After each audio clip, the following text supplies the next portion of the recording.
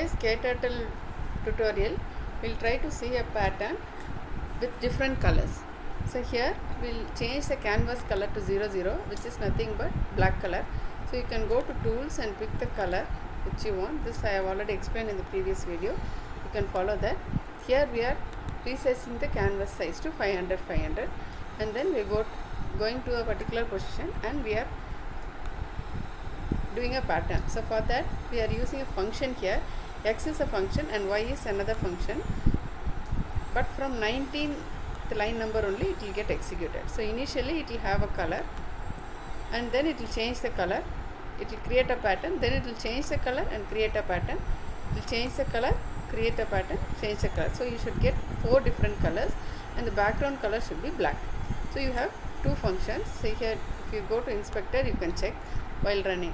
So initially I will run with normal speed and then increase and show you. So we will start. It has changed the color. You can see X, Y, and then you can see the tree where it executes. You can see it executes the X function. So I will make it fast now.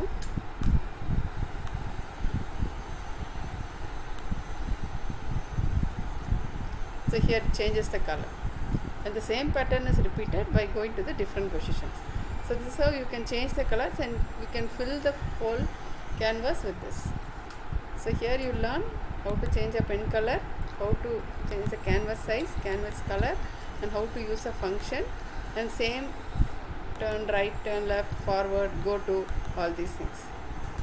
And here we have also used a variable X. So here you can monitor the variable. You can just change the size of the variable and check.